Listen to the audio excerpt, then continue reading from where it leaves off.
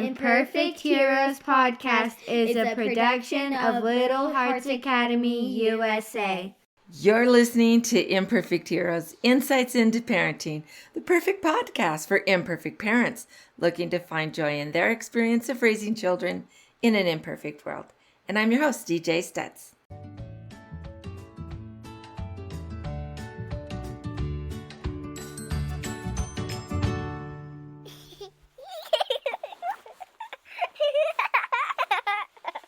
Hey everyone, all my heroes and heroines. Thank you for coming in and joining us again. I've got such a fun episode this week with a very special guest. She's a return guest.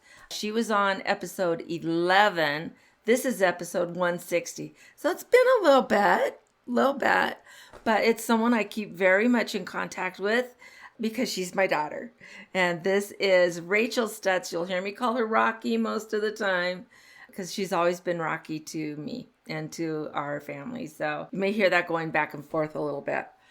And today we are continuing our conversation on risk. And Rocky is so good at letting her kids take calculated risk. I'm always amazed and impressed with what I see you doing. And in fact, one of my favorite pictures of your son, Sylvan, we were up at Lake Tahoe, and you may remember this, but there's these tall rocks, and I mean, they were taller than me, and I'm 5'2", so they're pretty high. And Sylvan, and this was a couple of years ago, so he had to be maybe only 6, and he's leaping off of this ginormous boulder and landing in the sand. And even I was like, oh, at first. He could have been even 3. But we've got a picture of him midair, and he is happy, and he must have done it like 10, 15 times in a row, going around and jumping off and just landing in the soft sand. And you didn't miss a beat. You were there to support him and encourage him, make sure that he was safe. It wasn't the first time he did it. I was used to it. Really? By then. Oh, gosh. Yeah. Probably the first time I was like, ooh. Yeah, I'm sure. And then Peter was there to say, oh, let him jump. Yeah. So your husband is Peter, and anyone who's listened to the show much has heard Peter's name come up quite a bit, because I think he's just such a great dad. And yeah, I'm just kind of amazed at his very laid back, very analytical way of looking at things. And what could go wrong? And why worry? Let's let them try new things. And so I'm always excited to see that and hear that. So anyway, I love watching you two with the kids. So you've got 2 kids, boy and a girl. So there's Sylvan and Ingrid, who you'll also hear me call Iggy, because I am the nickname queen. Yeah, you love a nickname. I do love a good nickname. And so that's a family thing. But yeah, anyway. Nobody goes by their real names.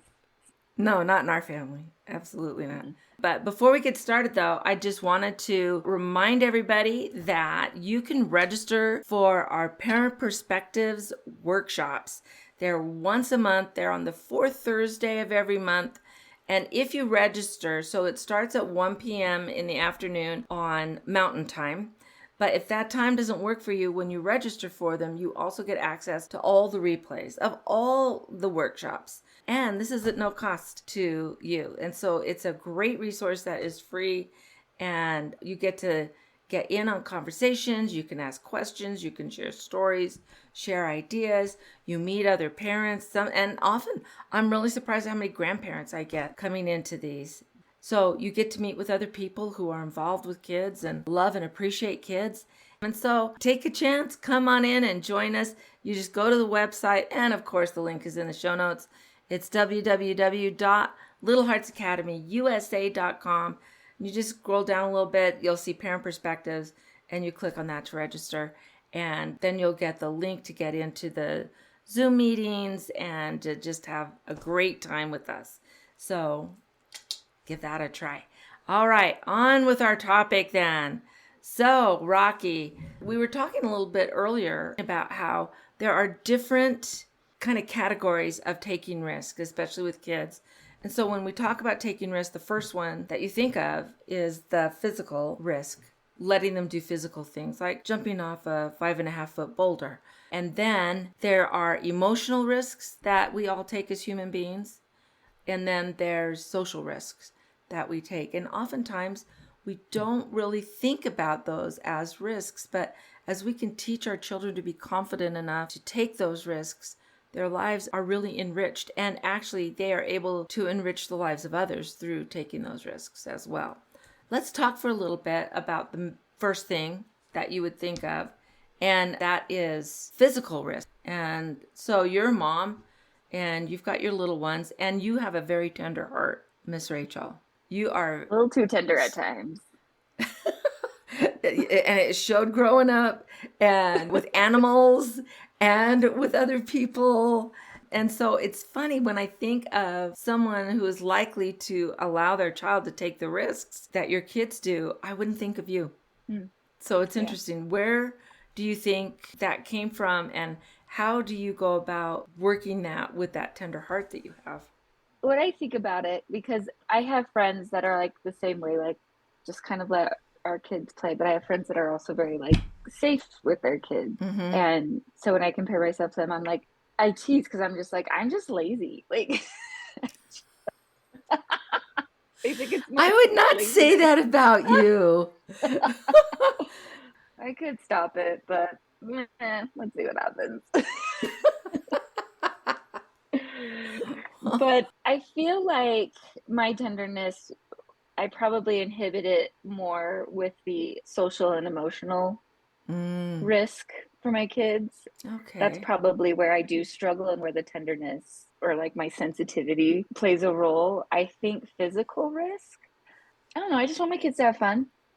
And I don't want to interrupt that fun. And when I see my kids jumping off a 5.5-foot boulder, if you assess the risk and there might be a broken bone, like they could get hurt. And though you don't want your kids to break a bone, if they do, it's not life-threatening. So if the risk isn't like really life-threatening or in that way, this is just how I assess it. We can handle a broken bone. Kids break bones all the time. Like you see kids in casts all the time. I don't want them to. I don't want them to break a bone at all. I've never broken a bone. It's my worst fear.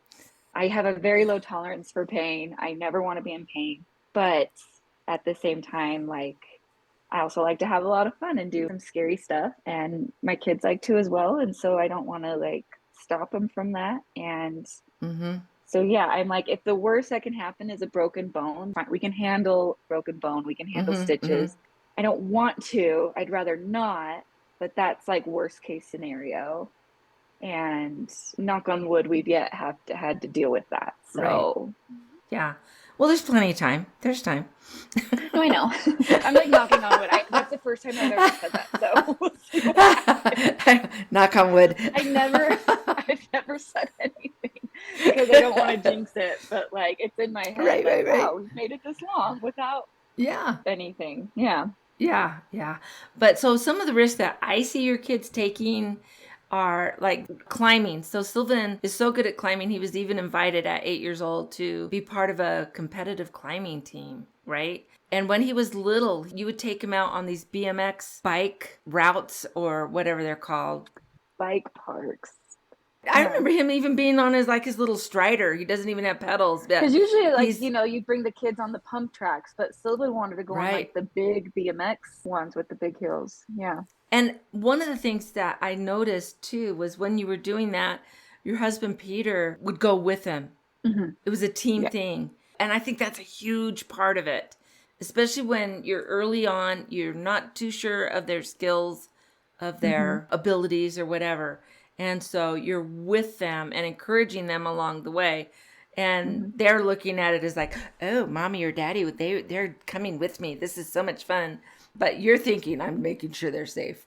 Well, I think that's a lot too. It's like, I like jumping off rocks and been doing that since before they were born. And Peter's the same way. And so I think them seeing us doing it, doing our own risk play, that it kind of shows them how to do it. And I think also just kind of like encouraging them, but not forcing them. Like, we're not the parents who are just going to throw them in the deep end.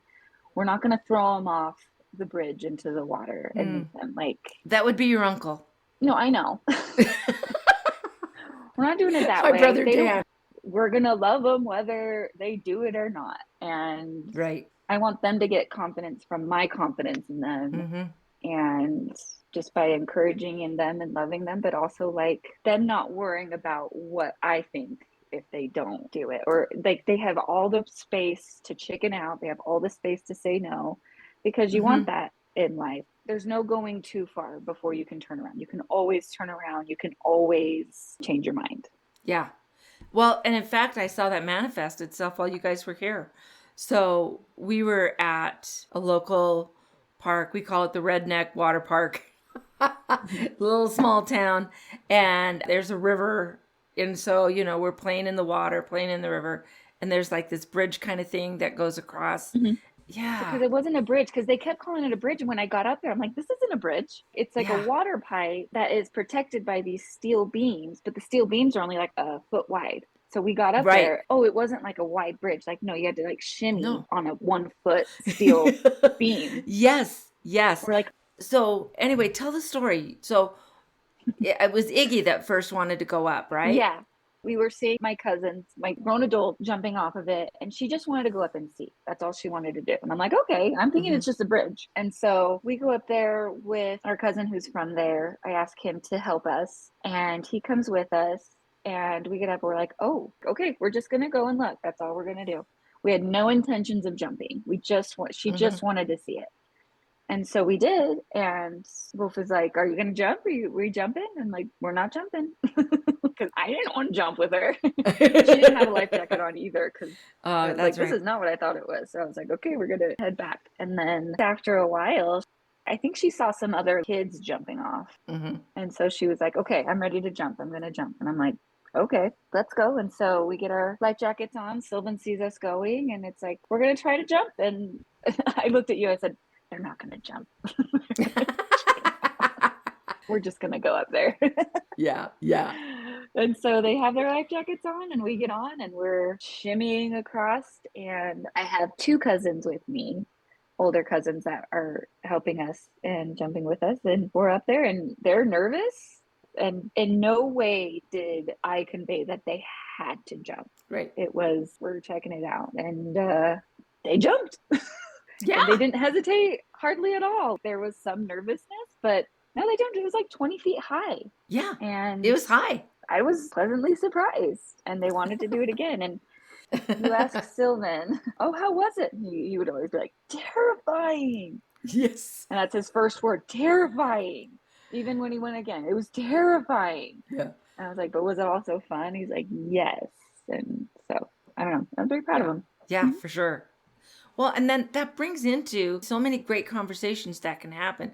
Sometimes being a little scared is fun. That's why we go to see scary movies. That's why we push. That's why there are people who jump out of perfectly well-working airplanes for no reason. They just jump out of them. And so sometimes that exhilaration is the joy, that being scared is the joy of the whole act. And another thing, though, too, is you can talk to them about being brave and having courage, because if you're not scared, you're not brave, because then it's no big deal. It's not a big deal to do something you're not afraid of. That's not being brave. But when you're really afraid to do something and you still do it, then you're brave. And when you can convince them that they are brave and this is my evidence, that can bleed into so many other parts of their life. And so that kind of brings us to one of the other types of risk is the social risks that we all take and kids are learning to take. But it's that thing of standing up when someone's being bullied and understanding or asking if you don't understand what the teacher's saying or what someone is telling you to do. And you have to ask, what is it I'm supposed to do? I don't understand. And sometimes you have to ask more than once. Like it's still not clear. Then it's like you're embarrassed or you're worried they're going to get frustrated with you because you don't understand or whatever. And that's a huge risk as well. And so when kids get the courage and they understand from their physical taking risks, how do we help them then transfer that confidence into social and emotional risks? Sylvan and I just had this conversation last week where he likes to come up with these scenarios. Like, would you rather And it's usually to do with being in a medieval village. Would you rather be a warrior or worker or whatever?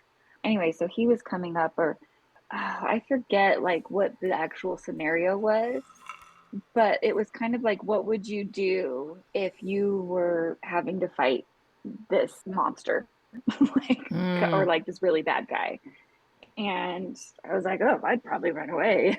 Like, someone was like, no, I would fight him. And he used the word coward because he's the meaning of that word, coward. And he's been using that a lot.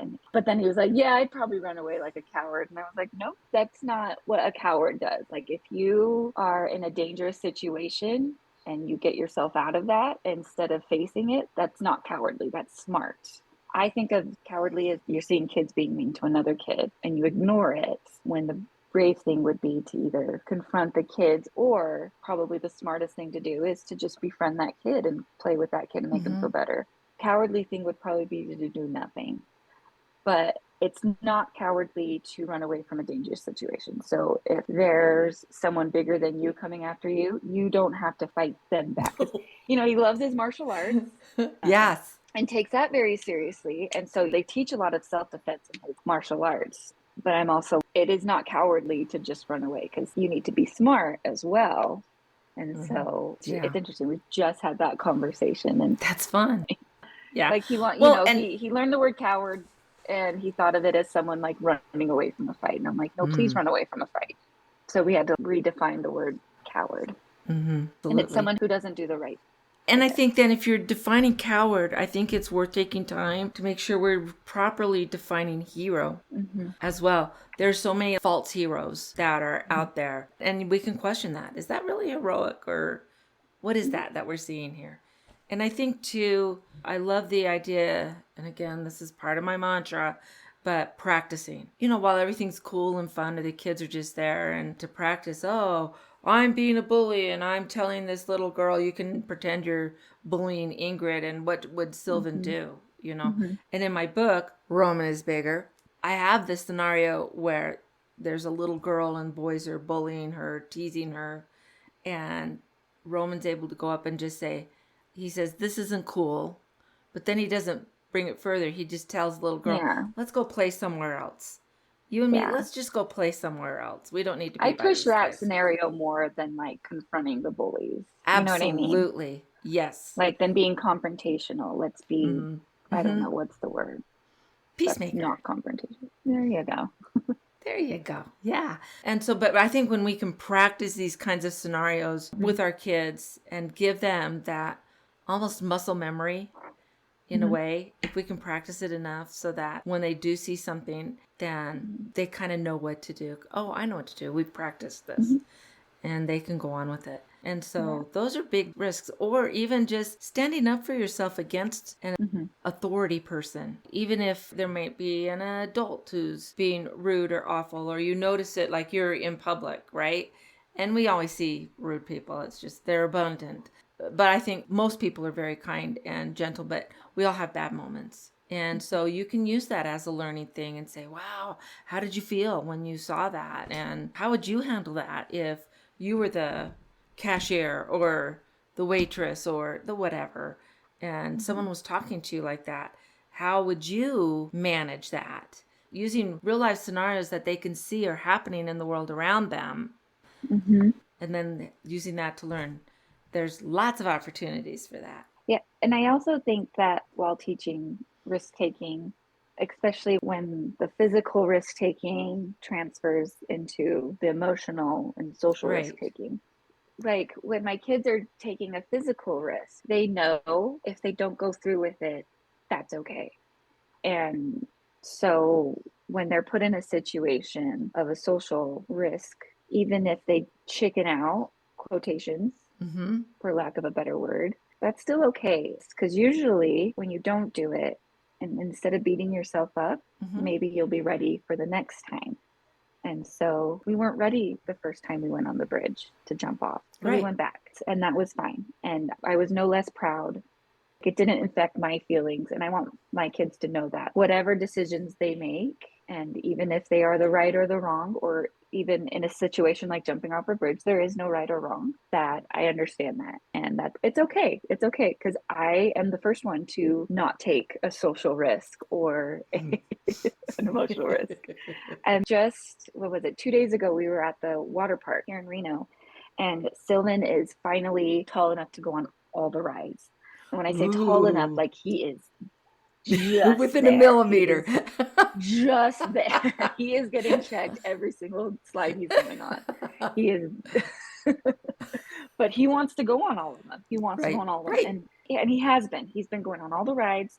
But there is the big scary one, like the scariest one, where it's just like a straight drop called the Viper. And that one's a serious slide. He is tall enough.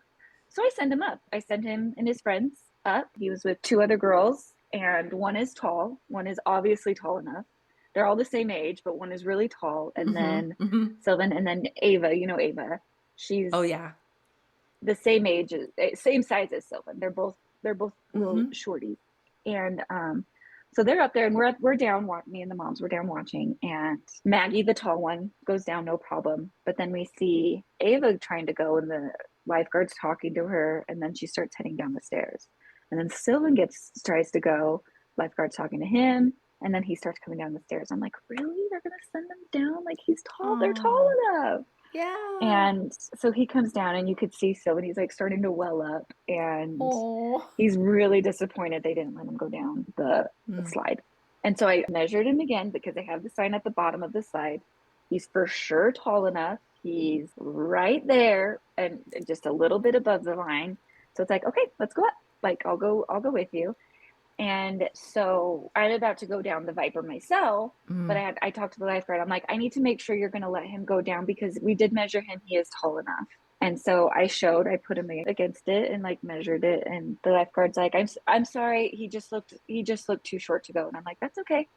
And so they let him go down. Sylvan and I were both taking risks. Yes. Because I know. one, he was taking the risk going down the scary slide. And me, and I'm telling my friends, because my friends know this would not even be a blip on the radar. But confronting the lifeguard, where we were both so nice to each other, but to say, excuse me, can my son go down the slide? Oh my gosh, thank you so much. Oh, thank you, no problem, don't worry about it. Like, and then like for a half hour after that, like I was so glad, and I was really proud of myself. I advocated for my son. Yes. I'm so scared for having to advocate for a son, and this is where I need practice and work, because even a half hour after that, I was uncomfortable. And That's so Rocky. Send me down all the Vipers. Just don't let me confront somebody, please. I will jump off all the cliffs. Just please don't let me talk to somebody. We know where you got that from. I'm just letting you know. And it wasn't me. Okay. Your dad is Mr. I'm like, Non-confrontation. Yeah. Yeah, so I got to show Sylvan, because it really bothered him. And you know how he can, like, when he's in his situations. It was getting to him. It was getting to him. So, and then like, he was so happy. He was so proud of himself. And I wish I could have been so happy and proud of myself for barely talking to a lifeguard. Like, a teenager, but because they're a lifeguard, I put them in a position of authority. Yes.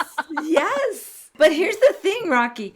You showed him how to do it without being a turd. You know, you showed him how to do it. Was just going up, calmly talking. You had your plan. You knew you were in the right. And I think that when you come confront someone who is like made an error in judgment, and instead of getting mad at them and being a jerk yourself, there are ways to do it, are truly peacemaker types of managing it. And yet you're still taking that risk. You're still standing up for yourself. And that's one of the things that I really think about, like even with parenting. And when we talk about enforcing the boundaries, our family boundaries that we have, what are the values that we hold dear, right? We don't need to be like, no, you can't do that, or why are you? But just say, nope, this isn't what we do. And we have other things that we can do. You can choose from that. This is our boundary. But you don't need to scream and yell and be a jerk about it with your kids, which sometimes we feel like, oh, we have to be really firm and stuff when we're enforcing a boundary. That's a lesson I had to learn. But just to say, yeah, no, this isn't us. This isn't what we're doing. But I have 3 other things you can choose from. That will work. And if you choose none of these, that's fine. I'll be really interested in seeing what you do choose. That stays in our boundary, but we're not going here. Or, oh, I see you need to cry about that. That's fine. Do you want me to sit with you while you're crying? Do you want to go somewhere and cry alone? We're still not doing that, though. But I understand you're disappointed. So if you approach it in that type of an idea or that type of feeling, you're still advocating. You're still standing up for yourself as a parent, your child, or you're teaching your child how to do it, but you're teaching them how to do it without demeaning another person and trying to show that you're in charge of someone that you're not in charge of. Yeah. So good job, kiddo. I guess. I know. Just thinking about like having to advocate for my kids, it just makes me so nervous. I know. And Peter's really good at staying calm. I've never seen Peter get mad. I've seen him get mad once. And the level of mad was, I was like, oh, this is Peter mad. But it was still like at such a low level. I'm like, okay, I'm safe with him. Yeah. It was like while we were dating. Oh, that's last time. I think I remember that story. That's the last time I saw him. He was getting swindled by a car rental company and was not having it. And still kept his cool, but I could tell he was really angry. And it's still the angriest I've ever seen. Wow. But I remember you telling me too that was one of the instances when you thought, oh, maybe he's more than just okay. Well, we're actually about at our time, and I didn't really get to have a talk about the emotional risk. If we want to hit that really quickly, and that's the risk of daring to care about someone, daring to care. That's a huge risk. Caring about a friend, even a pet, right? And there are losses that we know are going to happen when you care about someone, something, and allowing yourself those emotions. So I know that it's been, I guess, has it been a year since your dog passed, since Gertie passed? So, and I know that was very hard on you. And I know that was very, don't cry. It's too soon. How dare you? Pick up my dog. But I think like allowing the kids though to see that and work through that. And then now you've got Creature, your cat. Who I'm petting right now. So whom you're petting right now. And so, but I think teaching our kids that emotional risks, they do come with loss and they do come with disappointment, but we still take those risks. Yeah. We take them smartly. Okay, I'm calculating, I'm using my brain, I'm paying attention to what's going on around me, but allowing yourself to take those emotional risks and so how do you talk to your kids about that? Well, when we lost Gertie, she was old. It was expecting, you know, it was her time. And Peter was all, you know, talking about getting another dog. We wound up with a cat, but whatever. We wound up with a furry creature. That's all I need. It was so sad. And he had never gone through anything like that before. And it was like really sad and hard. And he was just like, why would you get another dog when you have to go through that again? Yeah. And again, like Gertie wasn't his dog. She was my dog. And so it was 100 times sadder for me. And it was really sad for our kids. But talking about Gertie, it was like, it's really sad that we lost her. But what we got from her was just so much more. And that's, you know, the same with like friendships. And, you know, friendships come and they stay. And it doesn't have to be death for someone to leave your life. Right. But also just to be. So whenever we come visit you, we stay at a hotel with a pool on the way in. And granted, so you split the trip into 2 places. We split the trip and we take 2 days to get there. We stay at a hotel halfway, and there's always a pool. And every single time there is also at least another kid at the pool. We're not the only genius parents here. And Sylvan's always really excited to make a new friend. And so talking to him and like, yeah, you're really good at making friends. And Him and Ingrid would talk about like how sad it is that they don't get to see those friends again. And it's like, yeah, that is sad. And Ingrid was kind of saying like, I don't want to be friends with them because I'm not going to stay with them. And it's like, yeah, but it makes that time in the pool so much better.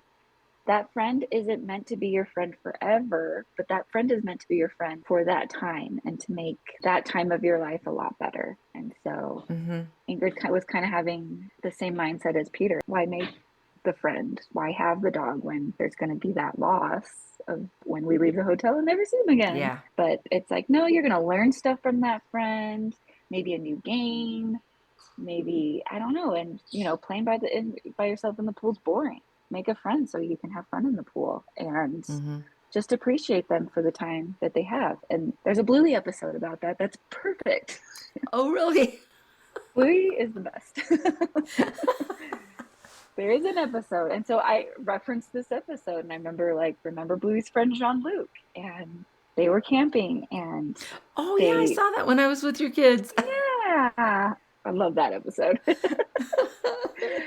And then like they're camping, but then Jean-Luc's family leaves and Bluey's really sad. And the mom's like, you know, people are coming to our lives for a reason and maybe you'll see them again, maybe you won't, but just be really grateful. Like, aren't you grateful for the time you did get to spend with them? So yeah, so fun.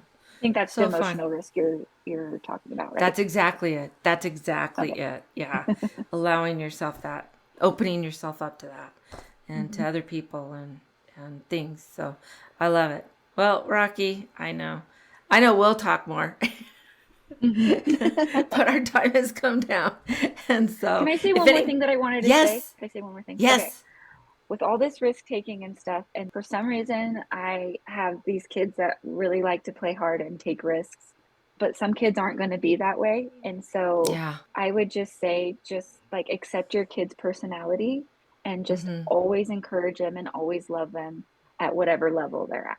Yeah. And don't force them into something they really don't feel like, comfortable don't have doing. Your kid feel that you're disappointed in them because they don't want to ride bikes or they don't want to put their face in the water, or meet them and love them where they're at. Right. Well, and then sometimes if you do that, you're devaluing their ability to feel like, I know what's best for me. You know, can you imagine being scared to put your face in the water? And you find, like, my kids came out of the womb loving water. So putting their face in the water is not a big deal.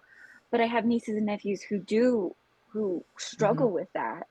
And when they finally do, it's like, yes. And that was braver than my kids putting their face in the water. Absolutely. And so just kind of meeting them at where they're at and seeing like how brave that is. But also when they don't put their face in the water, they are still loved and you're not disappointed in them.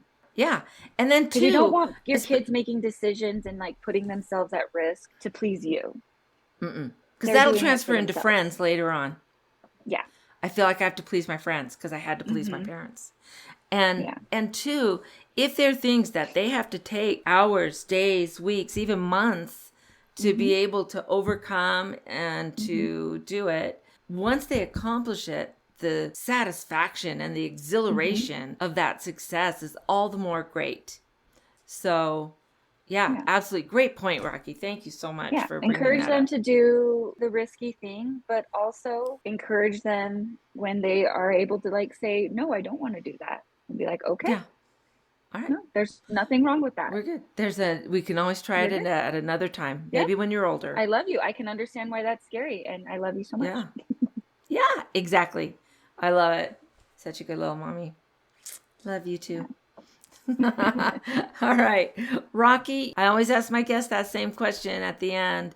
How would you describe a successful parent? For me, it's important to know that my kids know that I love them no matter what. Whether they take the risk or not, it does not change my opinion of them. Yeah. Whether they get the A or the C, doesn't matter. My love for you is the same. Or the D or the F. Yeah. My love for and you I is like the them same. and I love them. And, you know, they didn't ask to be here. So